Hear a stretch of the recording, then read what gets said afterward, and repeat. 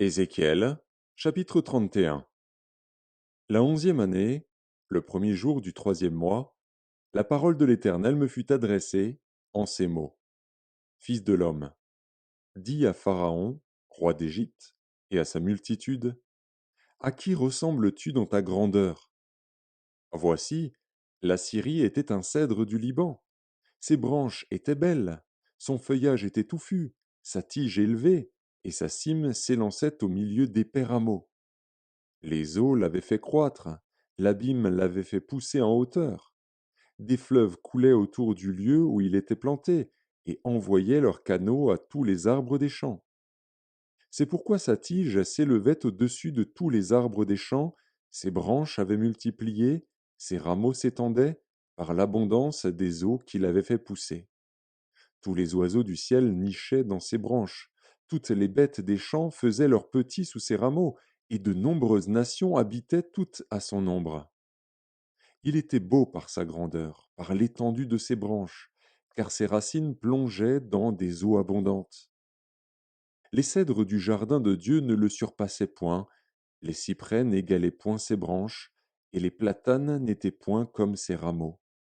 Aucun arbre du jardin de Dieu ne lui était comparable en beauté.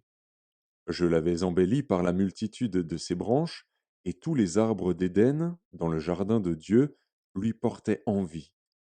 C'est pourquoi ainsi parle le Seigneur, l'Éternel.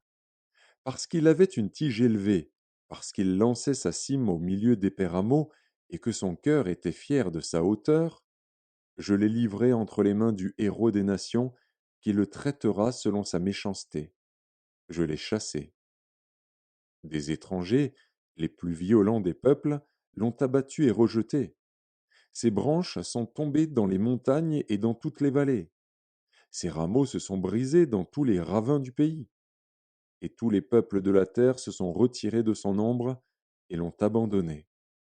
Sur ces débris sont venus se poser tous les oiseaux du ciel, et toutes les bêtes des champs ont fait leur gîte parmi ses rameaux, afin que tous les arbres près des eaux n'élèvent plus leurs tiges, et qu'ils ne lancent plus leurs cimes au milieu d'épais rameaux, afin que tous les chênes arrosés d'eau ne gardent plus leur hauteur. Car tous sont livrés à la mort, aux profondeurs de la terre, parmi les enfants des hommes, avec ceux qui descendent dans la fosse. Ainsi parle le Seigneur, l'Éternel.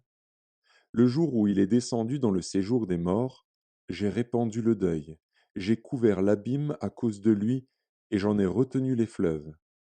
Les grandes eaux ont été arrêtées. J'ai rendu le Liban triste à cause de lui, et tous les arbres des champs ont été desséchés.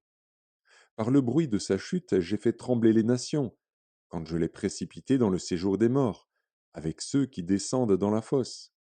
Tous les arbres d'Éden ont été consolés dans les profondeurs de la terre, les plus beaux et les meilleurs du Liban, tous arrosés par les eaux. Eux aussi sont descendus avec lui dans le séjour des morts, vers ceux qui ont péri par l'épée.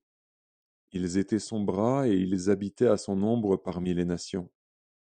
À qui ressembles-tu ainsi en gloire et en grandeur parmi les arbres d'Éden? Tu seras précipité avec les arbres d'Éden dans les profondeurs de la terre. Tu seras couché au milieu des incirconcis avec ceux qui ont péri par l'épée. Voilà Pharaon et toute sa multitude, dit le Seigneur, l'Éternel.